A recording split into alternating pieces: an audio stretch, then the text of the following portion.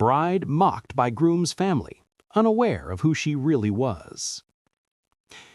That's not just a headline. It's the truth of what happened the night Natalie Pierce stepped into a glittering rooftop party in Austin, Texas, thinking it was her engagement celebration, when really it was the beginning of a storm that would change everything. Natalie Pierce wasn't the type of woman who turned heads for her money, her wardrobe, or her family name. She was beautiful, yes, but in a quiet way. Her black dress wasn't designer, her jewelry was simple, and her heels looked like something she had bought at a local mall. But when she smiled, the whole rooftop lit up. And that's why Connor Hayes had fallen for her. Connor, on the other hand, came from a world Natalie didn't fit into. The Hayes family didn't just own car dealerships. They owned respect in Dallas, Austin, and beyond. Connor's mother, Margaret Hayes, walked into every room like it was her kingdom.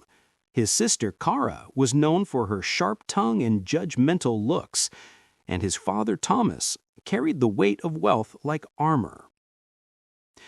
On that warm Austin evening, as the skyline glittered behind them and a live band played smooth jazz, the differences between Natalie and the Hayes family became painfully clear. Later that day, as decorators transformed the mansion's ballroom for the rehearsal dinner, Cara slipped upstairs into Natalie's guest room. Curiosity burned inside her. She rummaged through drawers, checked the closet, nothing, until she saw it. A locked leather box inside Natalie's suitcase. Heavy, important. Cara snapped a photo and sent it to her mother. "Told you, she's hiding something." Downstairs, Natalie arranged name cards at the long dinner table. She looked calm, but her eyes moved across the room like someone expecting trouble.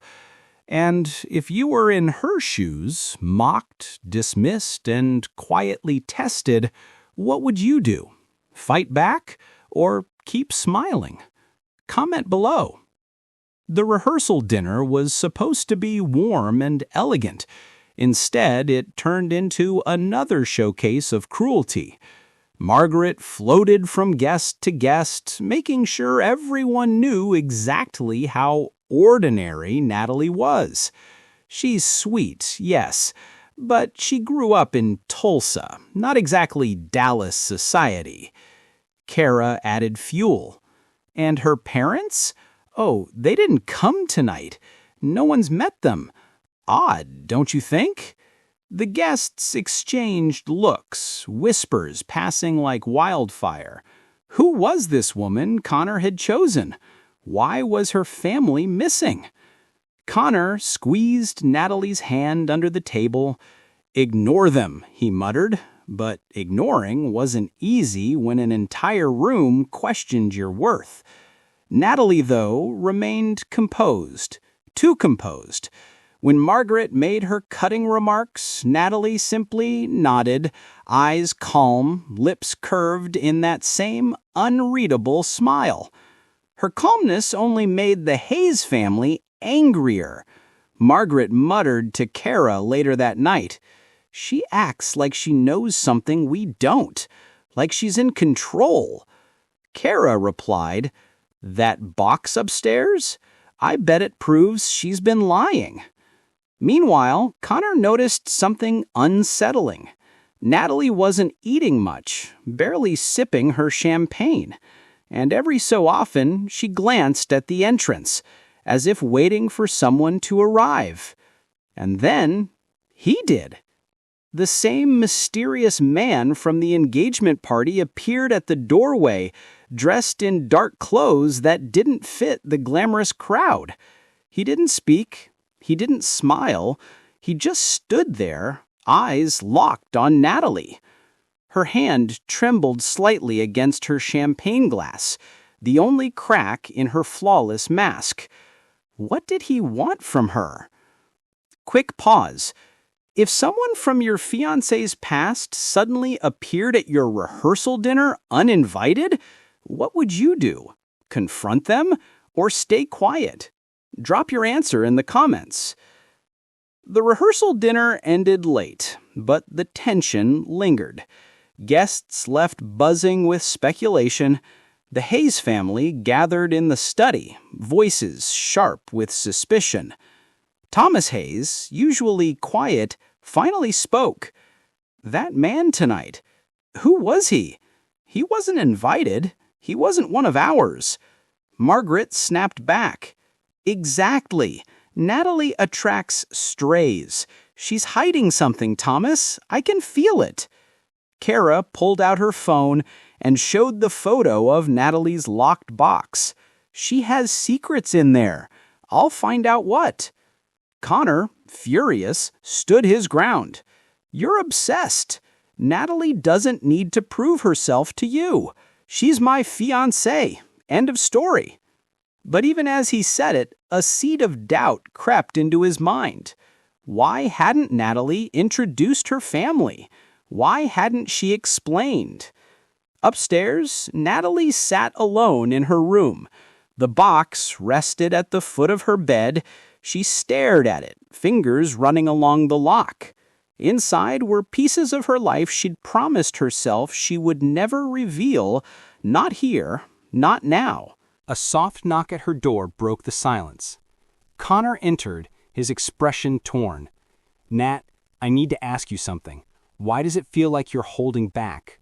Why do I feel like there's a part of you I'll never know? Her smile faltered. Because there is, Connor, and one day you'll thank me for keeping it from you.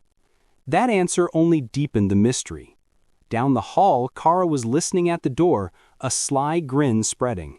The next morning, the mansion buzzed with last-minute wedding chaos, but the undercurrent wasn't excitement, it was suspicion. Kara confided in her mother, I'm going to open the box. Margaret shook her head. Not yet. Timing is everything. She'll reveal herself soon enough. At brunch, the mockery escalated. Margaret, loud enough for guests to hear, said, Strange how her family hasn't even RSVP'd. Doesn't it make you wonder what she's hiding? Natalie calmly set down her fork and looked directly at her future mother-in-law. Margaret, one day you're going to regret underestimating me. The table went silent. For the first time, Natalie's voice carried weight. It wasn't a threat, it was a promise. That night, as the household quieted down, Natalie double-checked the lock on her box, slid it under her bed, and whispered to herself, Not yet. They're not ready. Meanwhile, in another wing of the mansion, Kara slipped into her room scrolling through her phone. She'd already reached out to an old friend in law school asking for tips on how to crack a lock without leaving marks. And in the shadows outside the property gates, the mysterious man from the engagement party leaned against his car, a cigarette glowing between his fingers, watching, waiting. Natalie Pierce wasn't just a bride-to-be, she was a woman sitting on a secret powerful enough to shatter the Hayes family's empire. Here's the big question for you. If you discovered your spouse-to-be was keeping a locked box of secrets, would you still marry them or walk away? Tell me in the comments, and subscribe right now, because Chapter 3 is where the whispers turn into explosions. Chapter 3, The Wedding Day Tensions. The Crescent Hotel in Dallas stood tall and glittering, the kind of place where deals were signed, fortunes were flaunted, and reputations were sharpened like knives. On this bright Saturday morning, its ballrooms were filled with florists, stylists, and event planners, each one rushing to make the Hayes wedding flawless. The lobby smelled of white roses and fresh linen. Guests in designer suits and gowns checked into their rooms, gossiping as they went. Can you believe Connor Hayes is marrying someone from Tulsa? The subtext was always the same. Natalie Pierce didn't belong. Upstairs, in the bridal suite, Natalie stood in front of the mirror. Her gown was exquisite, silk that clung to her frame, with lace that shimmered in the morning light. Any other bride would have been crying tears of joy. But Natalie's eyes were steady, her expression unreadable. Her bridesmaids fussed over her veil, snapping photos for Instagram stories. Natalie forced smiles, but her mind was elsewhere. The night before, she had double-checked the locked box under her bed at the Hayes mansion. For now, it remained unopened. But Kara's curiosity wasn't going away, and Natalie knew it. Meanwhile, downstairs, Margaret Hayes swept through the ballroom like a general inspecting troops. She critiqued everything: the flower arrangements, the menu, even the way the champagne glasses were aligned. But her sharpest criticism was saved for her future daughter-in-law. Connor deserves perfection, and Natalie, well, she's just not it. The whispers spread among the arriving guests. Why hadn't her family shown up? Why did no one know much about her past? Why did she always smile through insults, as if she had nothing to lose? Connor tried to shield her. He had insisted on a hotel wedding to avoid more household drama, but even here, his family's disdain seeped through every corner of the ballroom. And then came the moment that would shift everything.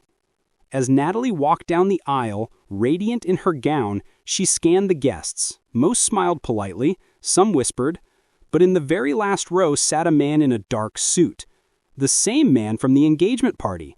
The same man from the rehearsal dinner. His eyes never left hers. Natalie's steps faltered. For just a second, her mask slipped.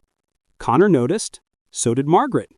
Who was this stranger, and why did Natalie look like she had seen a ghost? The ceremony went on flawless on the surface. The vows were heartfelt, the rings exchanged, the kiss tender. But the tension beneath it all was sharp enough to cut glass. At the reception, the Crescent's ballroom glittered with gold accents, crystal chandeliers, and a live jazz band crooning over clinking champagne glasses. Guests laughed, danced, and posed for photos. It looked perfect, if you ignored the whispers. Margaret leaned into her table of friends. Still no family of hers. Isn't that odd? A wedding with no parents, no siblings? Almost like she doesn't want us to know them. Kara smirked, sipping her wine. Or maybe they don't exist. Natalie pretended not to hear, floating gracefully from guest to guest, thanking them for coming. She was flawless in her poise, but anyone watching closely could see her hands tremble when she lifted her champagne glass. Connor tried to enjoy the moment, but even he couldn't ignore it anymore. Natalie wasn't glowing like a bride. She was watching the doors, the exits, the corners of the room, always scanning. And then it happened. Just before the first dance, a hotel employee approached Thomas Hayes and slipped an envelope into his hand. Thomas frowned, excused himself from the table, and stepped into a quiet hallway. He opened the envelope. Inside was a newspaper clipping. The headline screamed back at him: "Daughter of billionaire oil tycoon Richard Pierce vanishes amid scandal." And there, in the grainy photo, was Natalie. Thomas's hands shook as he folded the clipping and slid it into his jacket pocket. He didn't tell anyone, not yet, but his eyes were stormy when he returned to the table. Natalie, across the room, caught sight of him slipping something into his jacket. Her smile faltered. She knew. The reception continued, but the air had shifted. Natalie's calm demeanor only deepened the guests' suspicions. Margaret cornered Connor by the dessert table. "She's hiding something. I can feel it. We need to know who she really is." Connor snapped. "Enough! She's my wife. You don't get to tear her down anymore." But even as he defended her, he glanced at Natalie and saw it. The quick, nervous way she looked at Thomas. Something had changed. Later, during the cake cutting, the mysterious man in the dark suit moved closer. He didn't dance, didn't eat, didn't mingle. He simply stood near the edge of the ballroom, watching every move Natalie made. When the music slowed and Connor pulled Natalie onto the dance floor, she leaned in close and whispered, "He's here again." Connor stiffened. "Who?"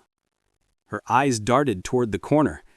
The man raised his glass slightly, almost like a silent toast. Connor turned sharply to look, but in that moment, the man melted into the crowd. Gone. Natalie's grip on Connor's hand tightened. "You don't understand. If he's here, it means everything I've kept hidden, it's about to come out." Connor stared at her. "What do you mean, kept hidden? Natalie, what are you talking about?" Before she could answer, Margaret interrupted loudly, dragging Connor toward a group photo. Natalie stood frozen on the dance floor, alone, the lights of the chandelier reflecting in her wide, unsettled eyes. As the night wound down, guests spilled out into the hotel's grand lobby, their laughter echoing against marble floors. The Hayes family gathered in a private lounge, the tension suffocating. Thomas finally pulled out the clipping. He slapped it on the table. "Look." Margaret gasped. "Richard Pierce? The oil magnate? That's her father?" Kara's jaw dropped. "She's been lying to us this whole time. She's not ordinary. She's hiding from something." Connor grabbed the clipping, his face pale. He turned to Natalie, who had just entered the room. "Is this true?" The room went silent. Natalie's lips parted, but no sound came out. Her calm smile was gone. Her eyes glistened, not with tears, but with something heavier. She walked toward the table slowly, every step echoing. Then she looked Connor straight in the eye and said softly, "Yes, it's true." The Hayes family erupted. Margaret demanded answers. Kara sneered. Thomas shook his head in disbelief. Connor stood frozen, torn between love and betrayal. But Natalie said nothing more. She simply folded her hands, lifted her chin, and waited. And in that silence, the question grew louder than any scream. Why would the daughter of a billionaire oil tycoon vanish from the world and pretend to be ordinary? Here's your question. If you were Connor, would you forgive her for lying, or would you walk away? Drop your thoughts below, and make sure you subscribe, because Chapter 4 is where the truth finally explodes. Chapter 4. The First Twist.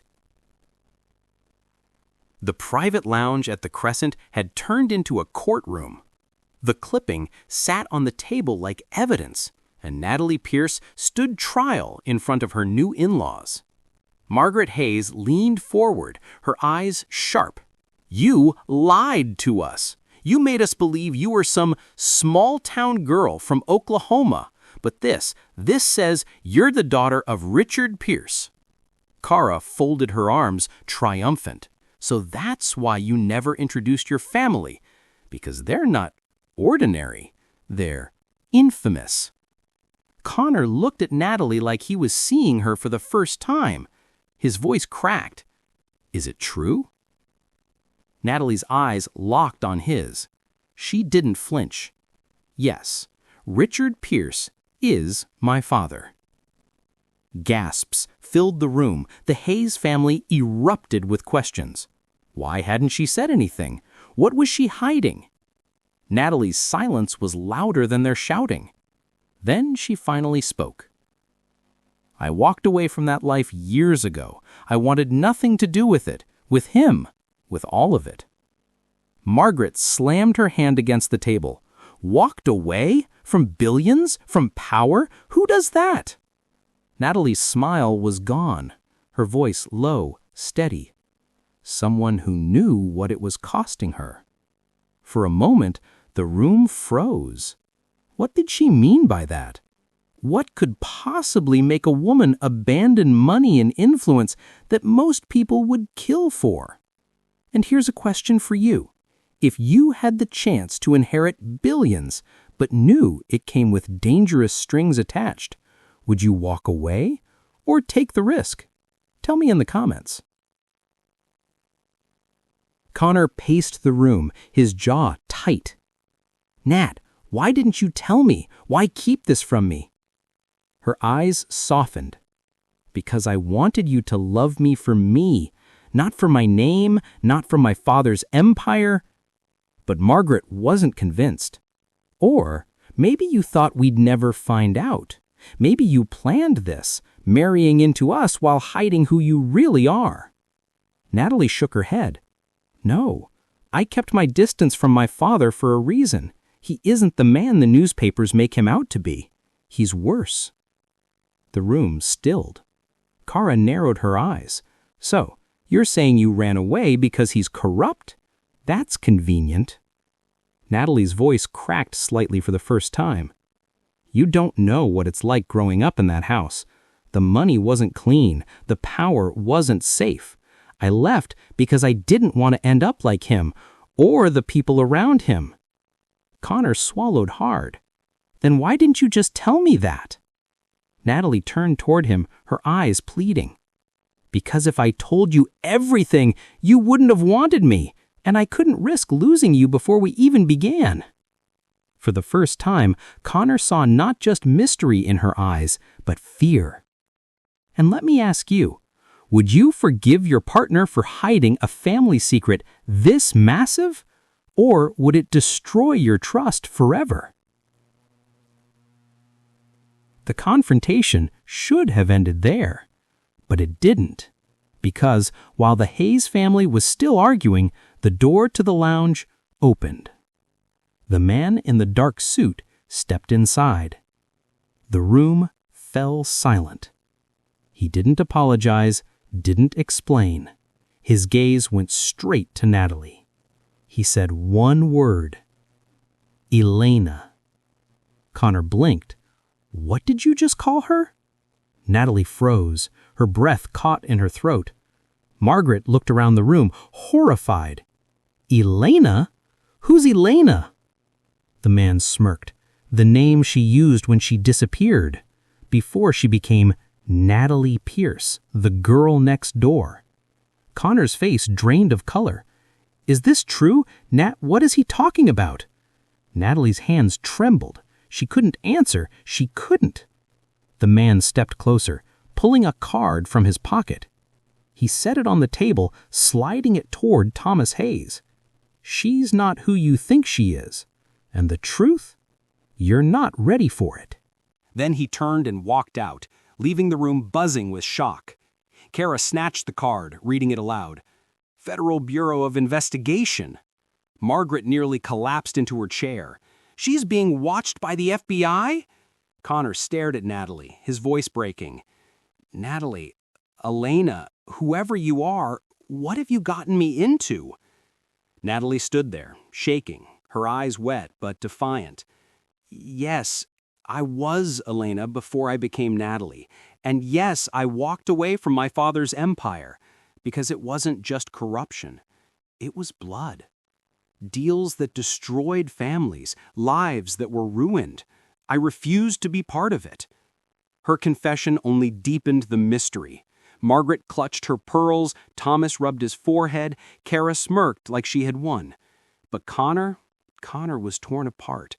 He had married a woman he loved, only to realize she carried a name and a past that could swallow them whole. "Why didn't you tell me all of this before?" he asked again, his voice low, almost broken. Natalie stepped toward him, tears in her eyes. "Because if I told you everything, I wouldn't just lose you. I'd put you in danger." The room went silent. Danger? What danger? Natalie wiped her cheek, squared her shoulders, and said quietly, "Some secrets don't just ruin reputations. They kill." The Hayes family stared at her stunned. Even Margaret, who had mocked her from the beginning, felt a chill run through her bones. And that's where this chapter ends, not with answers, but with more questions. Who exactly was Natalie Pierce before she became Connor's bride? And why did the FBI care enough to follow her?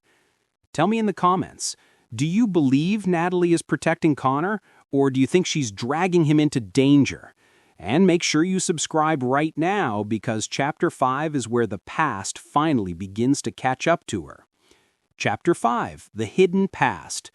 The Hayes family had gone quiet after Natalie's chilling words in the lounge.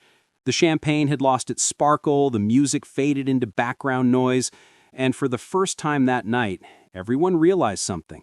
They didn't just dislike Natalie, they didn't understand her. Connor followed Natalie upstairs, away from his parents' accusing stares. In the bridal suite, he shut the door and leaned against it. "Nat, Elena, whatever your name is, what's really going on? I deserve the truth." Natalie sat down at the edge of the bed, her white dress pooling around her. She looked like a queen in exile, still regal, but carrying unbearable weight. I didn't lie about everything. I just couldn't tell you the whole story. Not yet. But maybe you deserve to know now." Connor folded his arms, waiting. His silence pressed her to continue. Natalie drew in a shaky breath. "Years ago, when I disappeared, it wasn't just because of my father. It was because of the people around him. Powerful men, ruthless men. They weren't just corrupt, they were dangerous." Her voice dropped lower, steady but heavy. "I went into protection. Witness protection. That's why I became Natalie Pierce." Connor's eyes widened.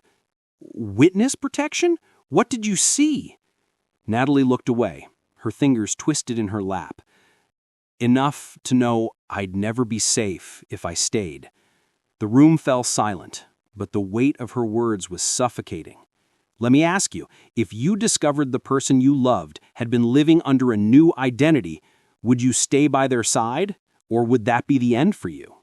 Drop your thoughts in the comments." For the first time since they met, Natalie told Connor about the night that changed her life. She was 19, living in Houston, attending a gala with her father. The ballroom glittered with oil magnates, senators, and businessmen. But behind the glamour was a darker current, deals being struck, alliances being forged, secrets traded like currency. Natalie had excused herself early and wandered into one of the side halls, only to hear raised voices. Two men argued, her father and another Houston businessman known for his brutal tactics. Their words blurred, but she caught enough. Talks of stolen contracts, sabotaged rigs, money funneled through shadow accounts. And then, violence. A gunshot. Natalie froze. When she turned the corner, she saw the man on the floor, blood pooling beneath him. Her father stood over him, gun in hand, face cold as stone. He spotted her instantly, their eyes locked. That night, her life ended and began again. She fled. The FBI found her weeks later, pressured her to testify, and when the threats became too close, she was placed under a new name, Natalie Pierce. Connor's hands trembled. "You saw your father kill someone?" Natalie nodded slowly, eyes wet. "And I've lived with that memory every day since." Connor turned away, pacing. His chest rose and fell sharply. He loved her, but could he handle this truth? Downstairs, while Natalie poured out her past to Connor, Kara was busy stirring the pot. She had cornered her parents in the hotel lobby. "I told you she was hiding something, and now she's been under witness protection. Witness protection! Do you know what kind of people get put in there?" Margaret's face was pale. "And now she's married to our son. This could destroy us." Thomas shook his head, quiet but firm. "Or it could protect us. If what she knows is real, she's more valuable than we realize. But it also means trouble we aren't prepared for." Kara scoffed. "Valuable. She's dangerous, and Connor's too blinded to see it." Upstairs, Connor pressed Natalie harder. "Why didn't you tell me all of this before? Why let me walk into this blind?" Her voice cracked. "Because I didn't want you dragged into it. The people tied to my father, they don't forgive. They don't forget. If they knew where I was, they'd come for me. And now?" Her words cut off as a sharp knock echoed at the door. Connor opened it to find an envelope slipped under the crack. He bent down, picked it up, and tore it open. Inside was a single note in block letters. "Ask her about the night in Houston. She'll never tell you." Connor's eyes darted to Natalie. Her face went white. Connor's voice broke with anger. "What is this? Who sent this?" Natalie's hands shook as she reached for the paper. "Connor, please, not now!" He pulled back. "Not now? You've been hiding behind secrets for years. Who are you really protecting, me or yourself?" Natalie's tears finally spilled. I'm protecting both of us because the truth doesn't just break hearts, it destroys lives." Connor's chest heaved as he turned away, gripping the edge of the dresser. He wanted to trust her. He wanted to believe she was still the woman he fell in love with. But how do you trust someone who's lived 2 lives? Natalie sank onto the bed, covering her face with her hands. The note burned between them like a curse. She knew exactly who had slipped it under the door. The agent who kept showing up, watching, testing her. Connor stood in silence, torn between love and fear. And that's how the night ended, not with vows and joy, but with suspicion thick enough to choke them both. Natalie had revealed her hidden past, but the darkest pieces were still buried. Pieces she swore she'd never speak aloud. Here's your choice. Would you push her to tell you everything right now? Or would you walk away until she was ready? Drop your answer below. And make sure you hit subscribe because Chapter 6 is where the second twist changes everything. Chapter 6. The second twist. The hotel suite was cold, despite the heavy curtains drawn against the Dallas night. Connor hadn't slept. The note accusing Natalie of hiding the night in Houston burned in his hand. His wife, his brand new wife, was sitting on the bed, her eyes red but defiant. He broke the silence. "You've told me part of the story, Natalie, but this note, it says you're still holding back. What else are you keeping from me?" Natalie's chest tightened. She wanted to tell him. She wanted to let it all spill out, but words lodged in her throat like stones. Connor slammed the note onto the dresser. "I married you today. I deserve the truth. All of it." Natalie's voice was barely a whisper. "If I tell you everything, you'll never look at me the same." Connor stepped closer. "Then let me make that choice. Tell me." For a long moment she stared at him, torn between fear and love. And then, with trembling hands, she pulled open the nightstand drawer and retrieved the locked leather box, the one Kara had been dying to open. She placed it between them. "What's inside this is the reason I became Natalie Pierce." Connor's breath hitched. "Open it." Natalie hesitated. Her eyes filled with tears as she shook her head. "Once you see, you can't unsee." The box clicked open with the sound of finality. Inside lay a stack of photographs, a worn passport under the name Elena Pierce, and several documents stamped with FBI insignia. But one photo stood out. Blood smeared across a marble floor, a man's lifeless eyes staring at the camera. Connor froze. What is this?" Natalie's voice broke. "That's the night in Houston, but it's not just my father who was there." Her fingers trembled as she picked up the photo. "I was there too, and I wasn't just a witness." Connor's chest tightened. "What do you mean?" Natalie's tears spilled over. "That man didn't just fall because of my father. He came for me first. He cornered me in that hall, threatened me, grabbed me. I fought back. He went down. My father pulled the trigger to make sure he stayed down, but the FBI, they always wondered whose hands were dirtier, his or mine." The truth hung in the air like poison. Connor staggered back, running a hand through his hair. "So you're saying you might have killed him first?" Natalie sobbed. I don't know. I don't know if he was already dying before my father shot him, but the Bureau does, and that's why they've been following me ever since." Connor dropped onto the chair, face pale. He had married a woman who might be tied to a man's death, a woman the FBI hadn't cleared or condemned. Before Connor could respond, the suite door swung open.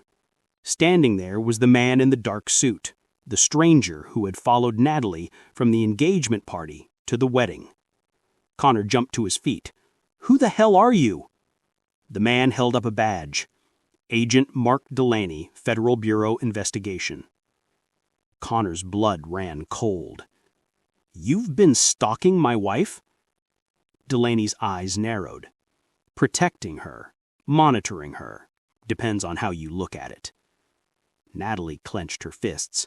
"You had no right to follow me here." Delaney stepped inside, his tone calm but firm. "No right? Elena, you've been sitting on evidence that could bring down half of Houston's oil industry.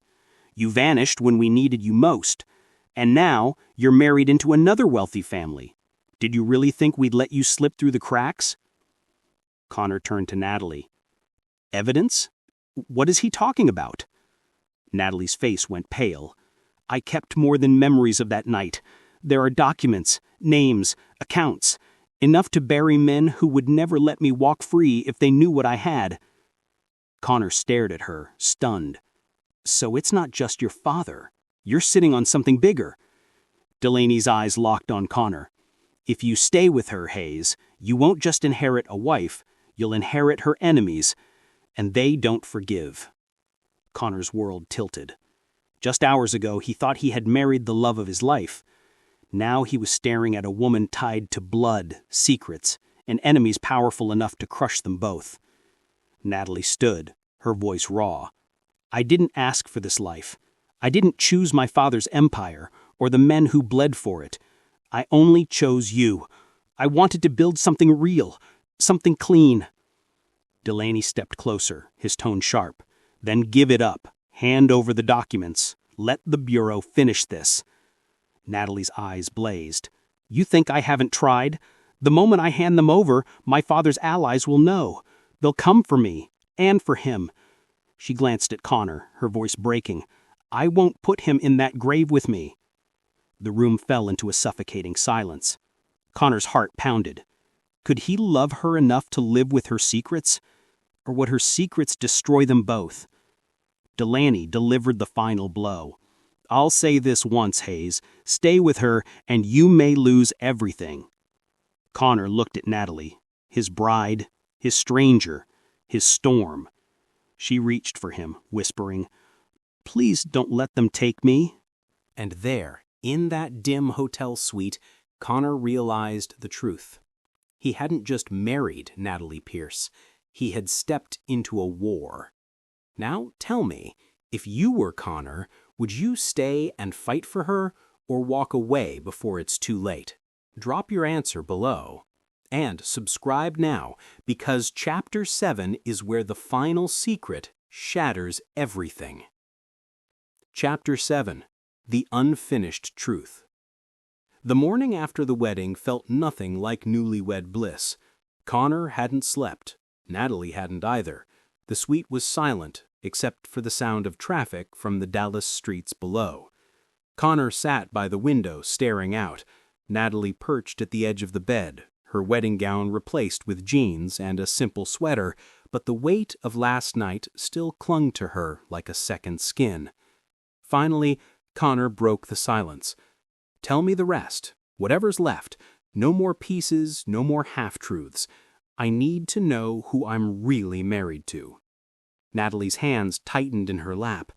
"I've told you most of it, but there's one part, one thing I've never told anyone, not even the FBI." Connor turned, his expression torn between desperation and exhaustion. "Then tell me now." Natalie shook her head slowly. "If I tell you, Connor, you'll never forgive me, and your family will never look at me the same." Downstairs, in the Hayes family's private suite, Margaret, Thomas, and Cara argued about what to do. Margaret was pacing. "She's not just a problem anymore, she's a liability. This marriage could ruin us." Thomas, calmer but firm, countered. "Or it could protect us. If the Bureau is watching her, if she really holds evidence, then maybe she's safer inside our family than out." Cara scoffed. "Or maybe she'll drag us all down with her." No matter which way they turned, one truth hung over the Hayes family. They had mocked a woman who might hold more power than any of them imagined. That afternoon, Natalie and Connor met with Margaret and Thomas in the hotel's oak-paneled lounge. The air was heavy. The family split between fear and disbelief. Margaret struck first. "You've put this family in danger. Whatever secrets you've dragged in from Houston, we don't want them here." Natalie's eyes stayed calm, but her voice was sharp. "You wanted the truth. You wanted to know who I really was. Now you know, and still, it isn't enough." Thomas leaned forward, his voice low. "What's in that box, Natalie? Why is the Bureau following you? Why can't you just hand it over and be done with it?" Her gaze darkened. "Because handing it over isn't the end, it's the beginning. Once those papers leave my hands, they'll know where I am, and I won't survive that." Connor squeezed her hand, torn between fear and loyalty. "So what are we supposed to do? Pretend this isn't happening?" Natalie's voice cracked. "No. You do what I couldn't. You protect the people you love, even if it means hating me." For the first time, Margaret's confidence faltered. She had spent weeks mocking this woman, dismissing her as ordinary. Now she stared at her like she was staring at fire. Beautiful, but dangerous to touch. "And if you were in Margaret's shoes, tell me honestly, would you protect your son by pushing Natalie out, or accept her and face the danger together? Drop your answer below." That night, while the family argued about what to do, Kara made her move. She had been waiting for her chance to pry open Natalie's secrets, and now, with everyone distracted, it was her moment. She slipped into Natalie's room at the Hayes mansion, where the couple had returned after the wedding. The locked box was back under the bed, hidden but not enough. She pulled it out, her heart racing. She tried the lock again. Nothing. But she was prepared. She had borrowed tools from a friend who owed her a favor. Within minutes, the lock clicked open. Her hands shook as she lifted the lid. Inside were the same documents Connor had seen earlier. Photos, accounts, FBI seals. But deeper inside, under the false bottom, Kara found something else. Something Connor had not seen.